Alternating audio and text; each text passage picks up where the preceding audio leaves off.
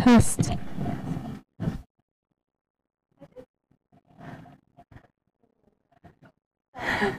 Is this supposed to be loud, or is it just back there? It's, I think, just for him. Okay. I think. We'll see if he can hear. I turned it on, so. Okay. Welcome everybody to another installment of Cultural Encounters. Cultural Encounters has been going on for 6 wonderful years. Some of you have been here for almost every single cultural encounter. How many of you have been to almost every single encounter? There should be a prize for that. For how many of you is it the first cultural encounter? You're going to be hooked. You're going to be wanting to come back every single time. And then maybe you will want to present. So today we have Cellar. She's originally from New York. She's been at our school for 1 year. She's the ESOL advisor at the ESOL. And she was nice enough to say yes when I asked, "Oh, you got to present." So with that, Thank you. All right. So today I'm going to talk about my time in the Czech Republic. I lived in Prague for 1 year, and I was an English teacher there. So I'm going to tell you a little bit about what life was like there and what it was like to teach English there, and also show you some of the amazing tourist sites and give you a little tour of Prague as well. So on today's tour, these are the things that I want to really highlight is my experience teaching English in Prague, their food, their language, culture, and different sightseeing and activities that you can do if you ever get the chance to go there. So first, I just want to start off with an overview of the city. I love the red roof pictures, and there's lots of great places in Prague to go up high, like towers and hills, where you can see a really nice view of the city like this. And I remember when I first arrived in Prague, I got picked up at the airport, and I was riding to my housing with a Czech woman named Adela, and I was just remarking, "Wow, look at those red roofs, that's so beautiful, that's so amazing." And she said, "What? You don't have red roofs where you're from?" So she just took it totally for granted that this is an amazing site and that they have a really awesome architecture and culture in all of their old buildings, as you can see. So first, I want to say welcome in Prague to everyone, which you might sound a little weird because normally we would say welcome to Prague or welcome to SCTCC, but it's the most common thing for Czechs to say is welcome in Prague because they have that language difference. So they're used to saying the preposition in instead of to. That was something I had to work with my students a lot on. Like, hey, remember, welcome to Prague, not welcome in Prague. So that's what I wanted to say to you guys today. So I did go to Prague just to teach English. Before I left the US, I didn't have any certification or anything like that. I made arrangements to get certified to teach English as a foreign language in Prague. That certification, it was a month-long course that I took, and it's a very practical class where you, in the morning session, you have like a classroom setting where you learn from the instructors. And then in the afternoon, everyone does some teaching practices. So you actually stand up in front of some guinea pig students, and you share a lesson with them in English, and you get some practice with that. Then after your lesson, you kind of debrief and go over what were your strengths and weaknesses. So it's a difficult and very intensive class, but it was a great way to learn how to actually teach in front of a class, which I hadn't really done. I'd done some tutoring before, like one-on-one, but I hadn't really taught a class of English. So I kind of went there just hoping to get certified, and I took the class and learned a lot. You might wonder, how did I get here? Well, I loved teaching English there so much that I came back and got my master's in teaching English, and now I teach here. So that's kind of what started it all, was the class. The way that I chose to go to Prague, so I was working at a radio station. I was kind of the receptionist, front desk, sales assistant, and I was kind of like, you know, there's got to be more to life than just sitting in an office all day. I'm young, I want to travel, I want to explore. So I decided I wanted to go abroad, but I wanted to do it responsibly. So I wanted to try to make some money to sustain myself while I was abroad. And I was researching different opportunities and just thought, oh, being an English teacher could actually be a good way to do this. So I decided to do that. And then I was looking at different places to teach. I was kind of open, looking at some places in Asia, different countries in Europe. And I decided on Europe because I thought that I would feel more at home in the culture there. And since this was a huge leap already, I thought let's have a more comfortable culture to visit. And then I chose Prague specifically. If you guys don't know, it's kind of right in the center of Europe, next to Germany. And in the Czech Republic. I chose the Czech Republic because of the course that they offered. With the certification, they gave you housing with other people that were taking the class. So I thought that was a really good way to meet other people too. And then when you finished and you passed the class that you took, they gave you guaranteed employment at the largest language school in Prague. So I thought, you know, that's kind of the responsible thing to do. I think this is a really good option. Unfortunately, I'd love to recommend that everyone go and try to do that, but the school that gave me my certification is no longer offering TEFL certifications, but they are still a language school. So this language school, they offer English classes. Lots of Czech people aren't really at the same level of English that you might expect across Europe. Because of communism, most people studied Russian instead. So that's why a lot of people still are really looking to learn English in the Czech Republic because they need it for business. So they want to be an international business person at an international company, and they need English for that. So lots of people looking to learn English in the Czech Republic. So next, I'd like to talk a little bit about the food that I ate. And you might see, when you think about Central Europe, you might think meat and potatoes kind of food. You're absolutely right. It's all very hearty food, lots of meat, not a lot of vegetables, but it's very delicious. So as we think of, like we eat a lot of chicken, I think, in the U.S. That's kind of our main go-to meat. In the Czech Republic, pork is the main meat. Most people eat pork as the most common food that they would have. And then I'm going to share some other types of really delicious food that I found. This picture here is a pile of pork and potatoes covered in some creamy cheese sauce. And then this is some ribs. So you guys, I mean, we eat ribs here all the time, so not too uncommon there. This food on the left is my absolute favorite Czech food that I miss so much. It is called svíčková. It is these are beef, little slices of really tender beef, and it's covered in a cream sauce with dumplings. That's what these white things are.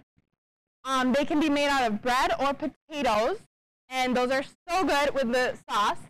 And on top, that's cream, like whipped cream, like we have on ice cream sometimes. So it seems like a weird combination, and on top of that is cranberries. But it is so good together. And I used to go to the grocery store and buy some like packets so you can like mix it up with water because I was obsessed with this food. The food at the plate across from that is kind of like just a shish kebab with some dumplings as well. And then this picture is like a grilled meat platter type of thing. Street food is a really big thing in Prague because it's a big city. So if you guys have been to other cities, you'll see like there's tons of options if you just walk down the streets. These were some of my favorite foods, like street food, because I love sweets.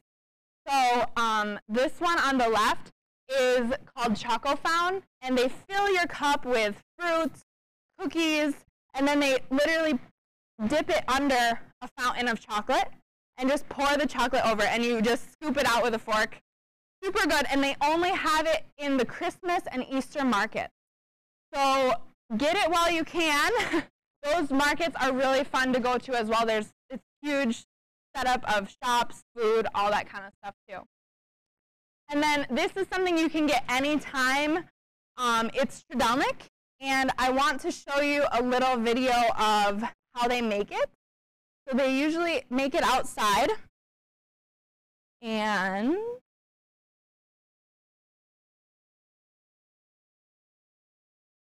so it's being roasted. This is like a dough, and it's being roasted over an open fire with coals. Let me just turn this down a little for the volume. And when they're ready to take it off, they just pull it off the stick like that, and they dip it in some sweet sugar, like how she's doing there. And sometimes they'll put Nutella on the inside of them.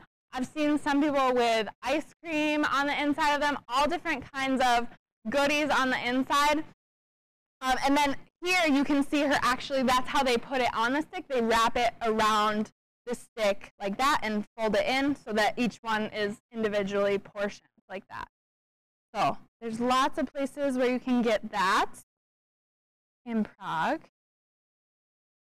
Let me stop that video there. All right. So now I'm going to share a little bit about the language. Dobrý den, jak se máte? That means hello or good day, how are you? I did study Czech for 2 semesters while I lived there, and I tried to study a lot before I went there, but when I got there, I kind of realized they talk really fast, and I didn't know as much as I thought I knew. So to me, I thought Czech was a really difficult language. People kind of think of this famous sentence in Czech that is a sentence with no vowels. So in English, we have a vowel or more than one vowel in almost every word, or every word.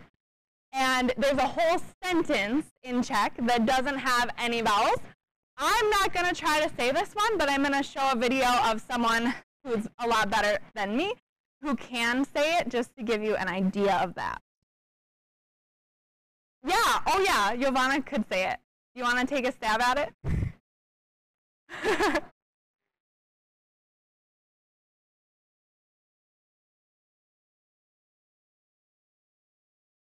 Let me see.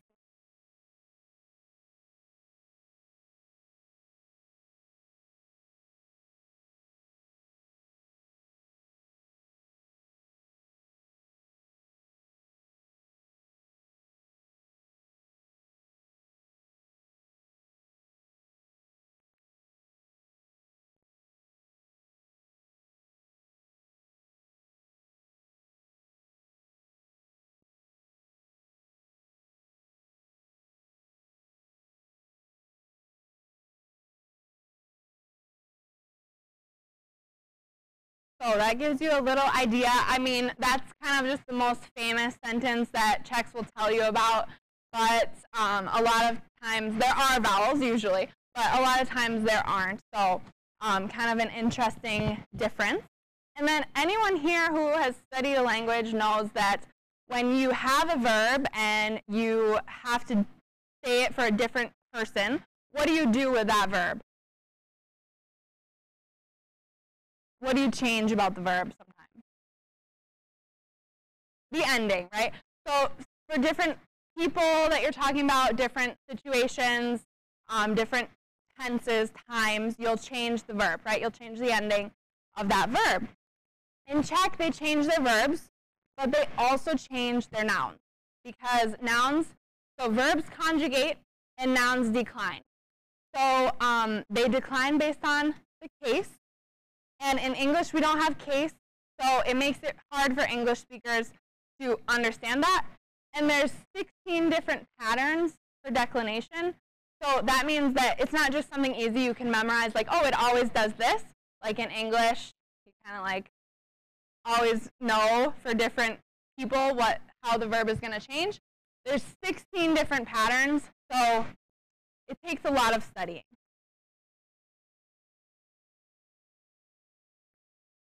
So this is a little bit about the culture. The first thing that you'll see here, this is the famous mole in the Czech Republic. He's kind of like Mickey Mouse here. Every kid knows him. There's tons of little stuffed animals of him all around in the tourist shops and everything. So the mole is very famous. The pub culture is something that I found really interesting in Prague, is that people go out for a drink or a beer with their friends. Pretty much, like, it's a very normal thing to do. And it's very normal that that's where you take your friends, you take your family, you take your coworkers, even at lunch, to the pub and have a drink. So I'm going to talk more about beer in the Czech Republic later, and it's a very big part of their culture, and that's why I think it's important to share it with you guys. So another big difference that I noticed is lunch and dinner. So here, usually I think most people eat their biggest meal at dinner, and in the Czech Republic, most people eat their biggest meal at lunch. So that means that there's no quick eating at your desk or eating while you're studying for school. You go out to the restaurant, you sit down with your colleagues, your coworkers, and you have a nice large meal at lunch. So that's what they do. They take their time. They don't rush through it. I traveled around the city to teach English lessons, and so I went to different companies.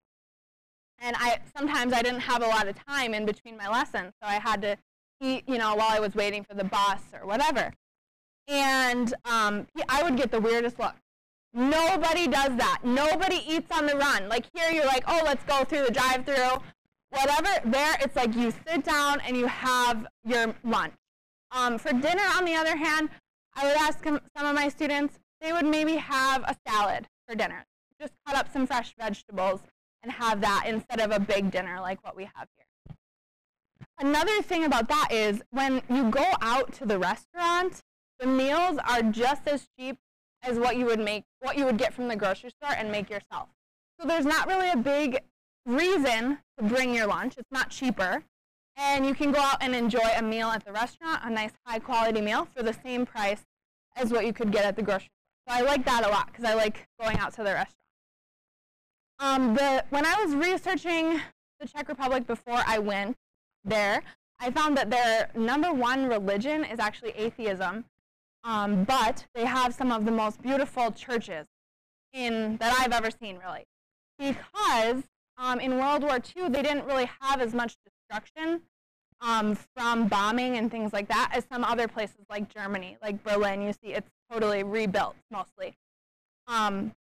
But in the Czech Republic, they have all of their beautiful old buildings, old structures, still standing with not really any damage.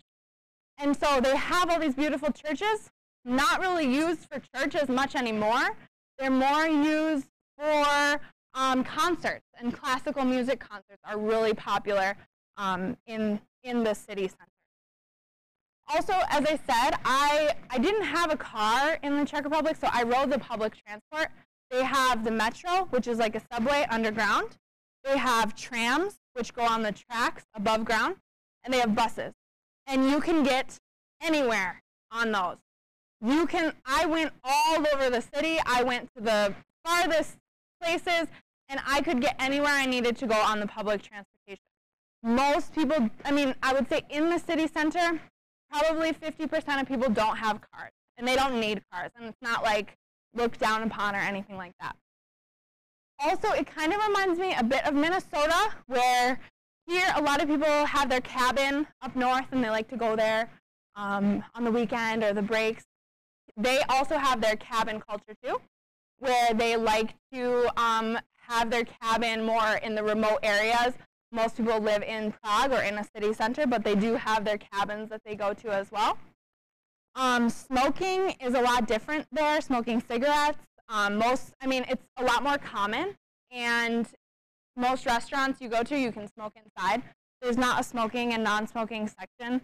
and you can pretty much just smoke wherever, except not on public transportation.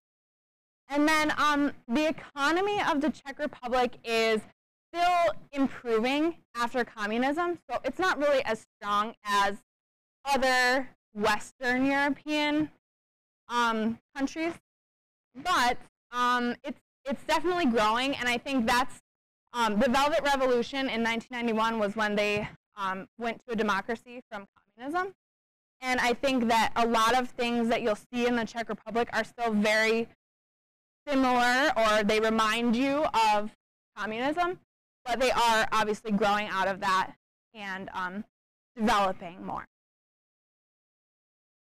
So like I said before, the Christmas markets are a really cool and awesome thing to go see. If you ever have the chance to go around December time to go here, you can see there's so many people, it's so crowded with people, and there's different shops, like you can buy little toys or ornaments, things like that. And there's also a lot of food as well. So you'll see here the Trudalik that I showed you earlier. They have a stand there for that. And the Christmas markets are a pretty big deal. Every year they have a tree lighting celebration where they set up this huge tree. It's kind of hard to see here, but I think right here is where the building stops. And then the tree is so tall and so beautiful. And they also have some concerts, and that was like a choir concert that was happening while I was there too. This is a video that I want to show you. When I first got to the Czech Republic in November, and so New Year's Eve, it was happening only a couple months after I was there. I'm still kind of new, still kind of figuring out the culture, whatever. I was so scared on New Year's Eve because let me show you why.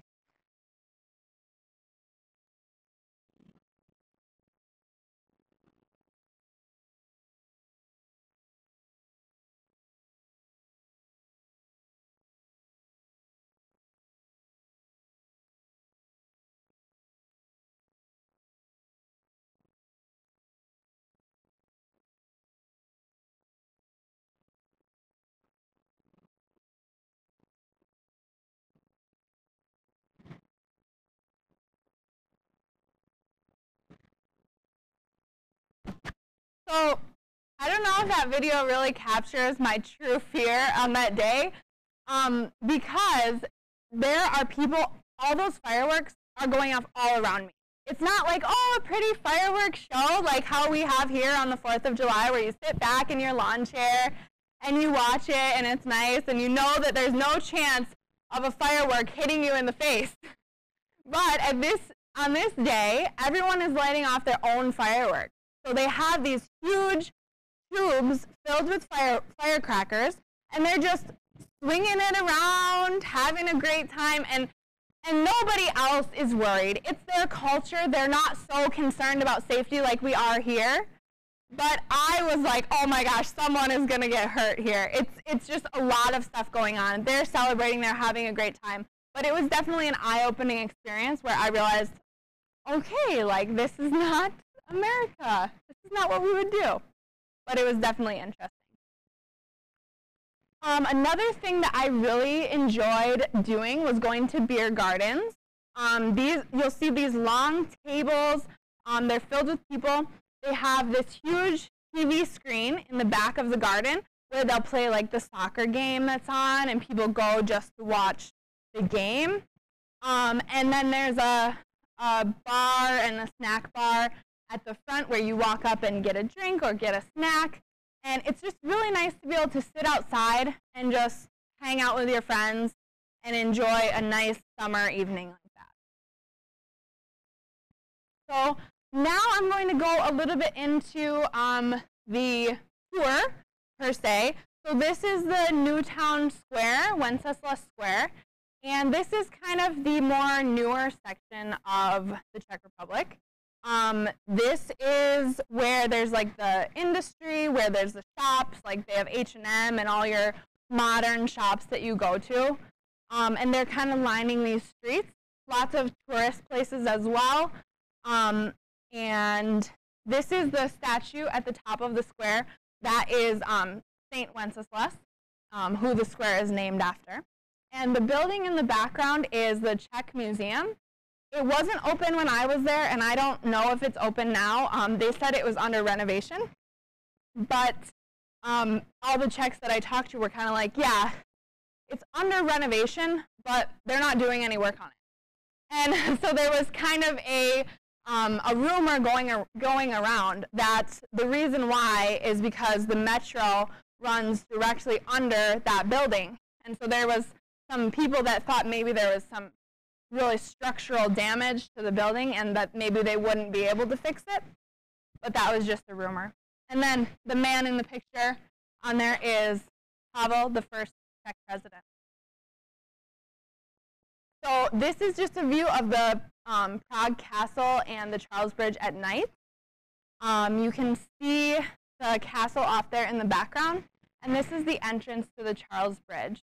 So this is the Charles Bridge during the day, the same entrance during the day, and then that second bridge in here, this one is the Charles Bridge. It's like a very famous place in Prague. And the bridge has statues that line it. You can kind of see them a little bit. They're on each of the podiums there. And each of the statues has a different meaning, some kind of different reason behind it.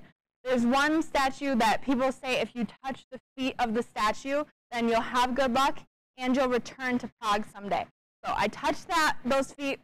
I don't know. I hope I return someday, but we'll see. So, like I said, there's lots of good places to go up high in the Czech Republic. This is one of them. The castle is up on a hill. So you can get a really nice view of the city from there. And then this is the castle. So everybody who goes to Prague has to tour the Prague Castle. It's like one of the most famous things in the world. And this is the entrance to the castle. So you can kind of see in the background here is the cathedral, which is like the really beautiful part of the castle.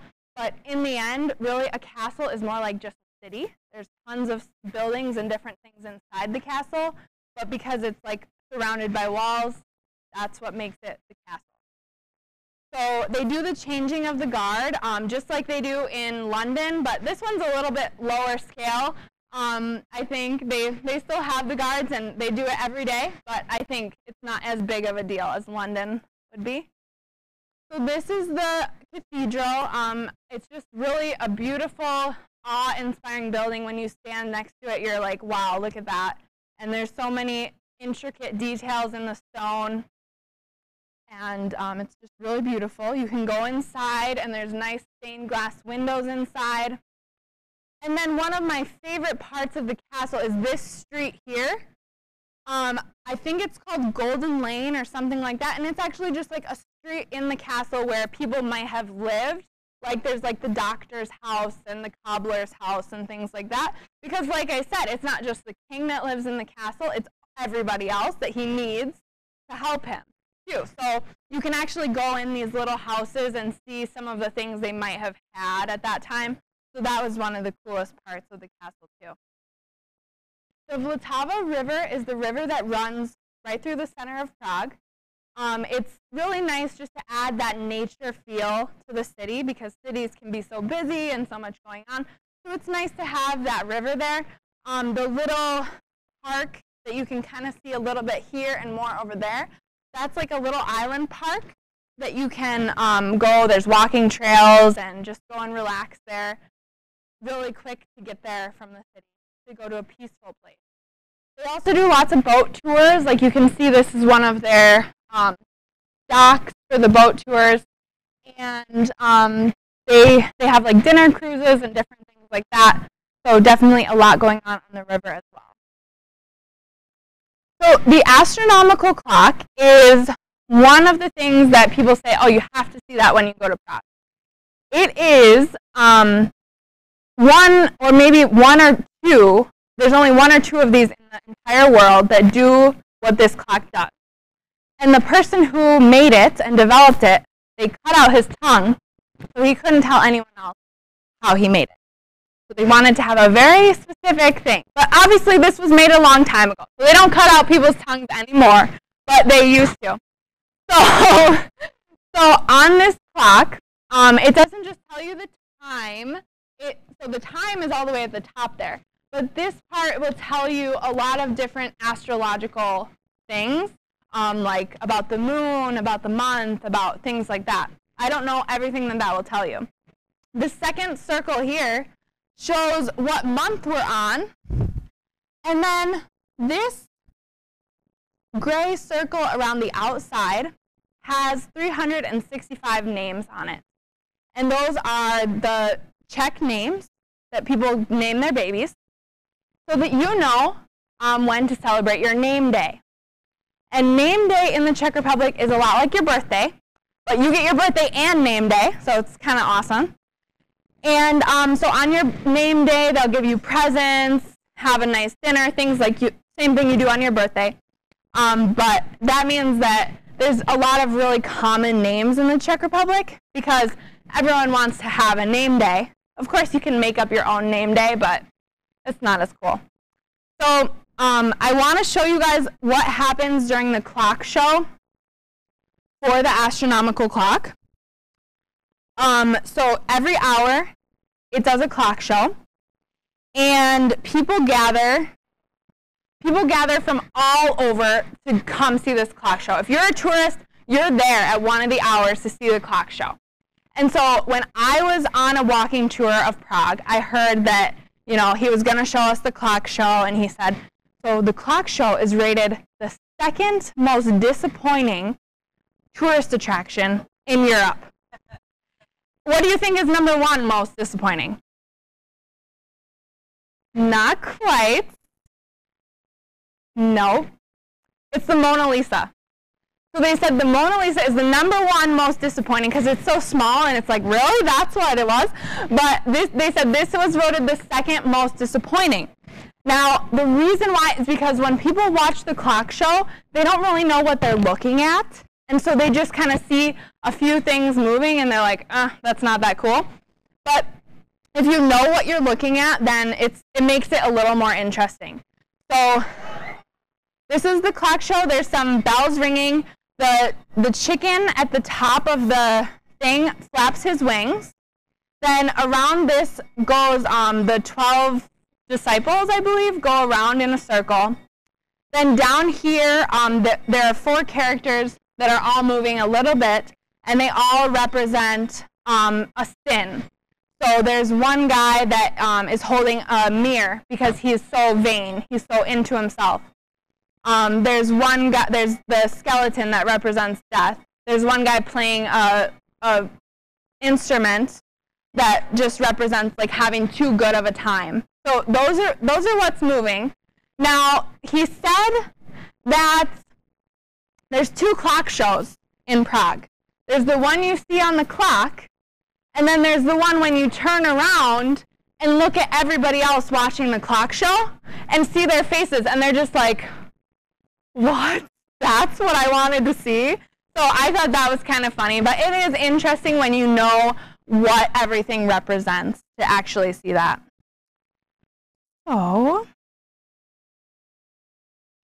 So the clock is in Old Town Square. This is another picture of Old Town Square. There's this very famous church that is actually, people have told me that the Disney Castle is modeled after this church. So if you guys know, in the beginning of all the Disney movies, that blue screen that shows like the castle, I've heard that this is modeled after, or that was modeled after this. There is a reason. Do you guys notice anything about the castle? Or about the church at all? Yeah, so my picture is not very good, but this one is wider than that one. Do you guys see that? So people are wondering why is that, and they come up with some really good explanations like, yeah, it's because like you have to remember that like God is stronger than humans, and God is like the powerful one, so point up to God. There's all these explanations about it, but the truth that I heard is that the builders and the architects just messed up. So there just is one smaller than the other one. So this is another picture of Old Town Square. One thing that I love about the Czech Republic is the colorful buildings and these like pastel colors. You'll see those all over the city, and I just think it's so pretty. They also do like some horse-drawn carriage rides like that. This is the Lenin Wall, and it was kind of a place where people came to do protesting and to write graffiti during the time when they were, trying to switch from communism and trying to become a democratic society. So people would come here to protest, cover it in graffiti, and you might be wondering, well, if it's been around for that long, 30 years or however long, why is there white at the top? Wouldn't people cover that up? Wouldn't someone get a ladder and do some graffiti at the top? Well, the truth is, when I first got to Prague, the second week I was there, some art students from the university painted the wall completely white. All of that graffiti from years and years and years of people expressing themselves and trying to make a change in their country, they covered it all up. And instead, they wrote, "Wall is over." So they wrote, "Wall is over," and it was their big art statement, right? They're trying to make a statement. They're trying to say, we don't need this wall anymore. Look at us. We're beyond that. Whatever statement they were trying to make. But this was maybe a month or less later from that, and you can already see that it's pretty much completely covered again already.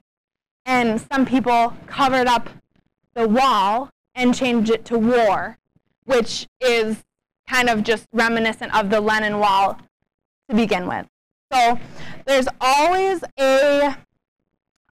usually always a guy playing guitar and playing Beatles songs, like John Lennon.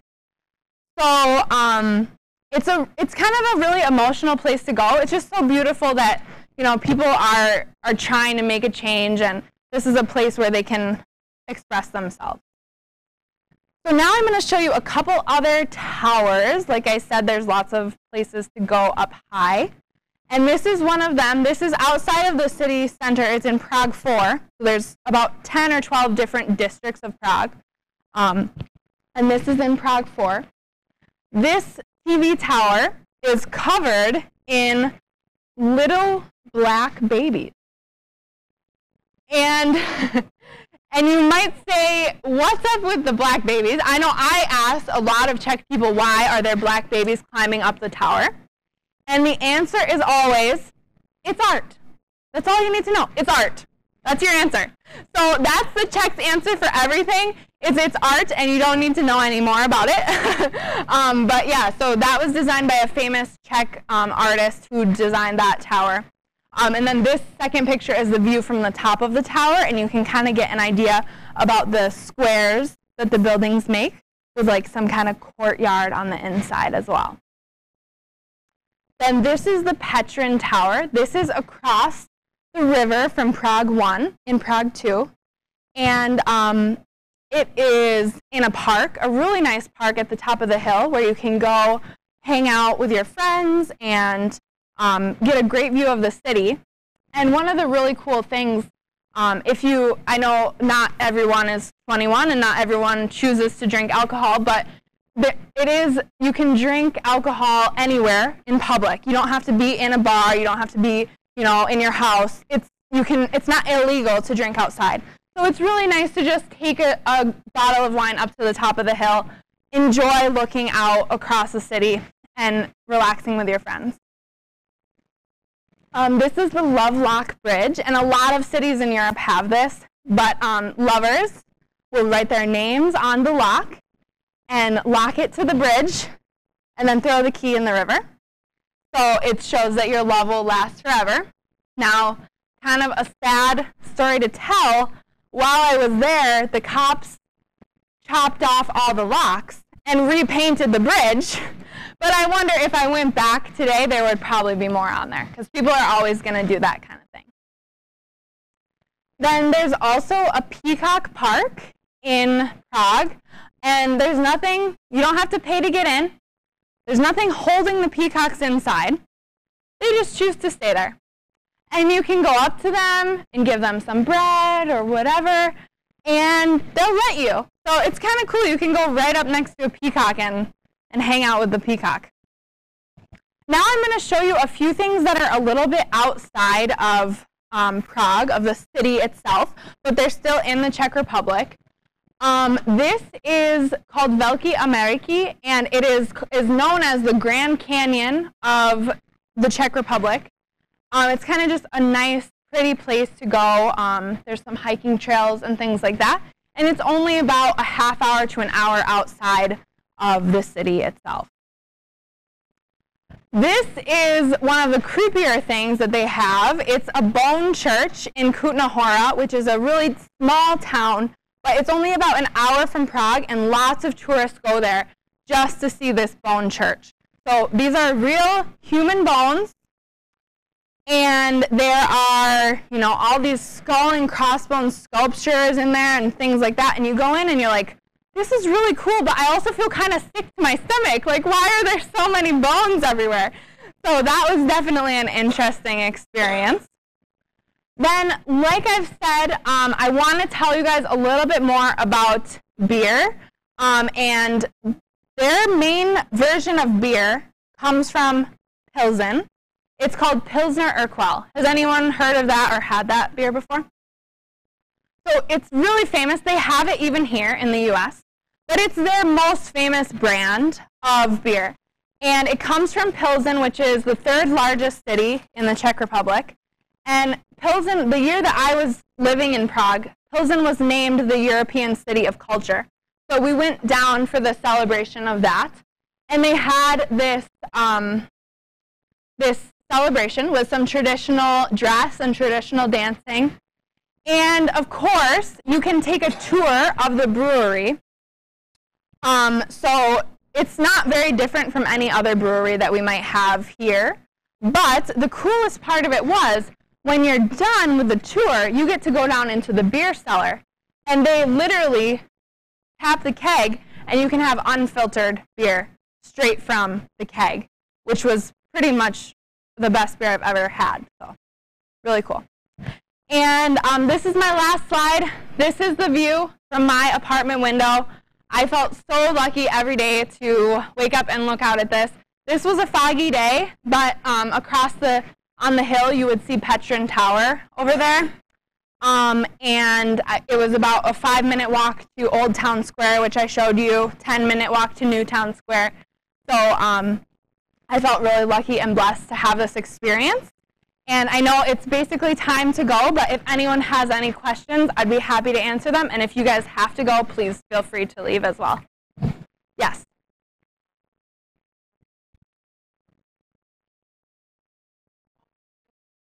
Yeah, so his question was, have I been to all the places of the pictures that I showed? Yeah, all of the pictures that I took were mine. Just a couple of the videos were from the internet, but the pictures were all mine. Yeah.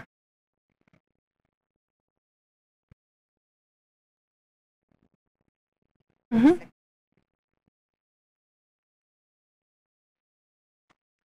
Yeah, so if you guys know, so her question was, do they teach grammar like for Czech, right? Like to themselves? Yeah, so if you guys know like how you studied like English language arts in your school, that's what they study too. They have that, you know, basic, like they read stories in Czech and learn about the grammar a little bit. Yeah, so they do. Yeah, good question. Mm-hmm. Any other questions? Oh, well, if you ever think of them, let me know. Yeah. Thank you.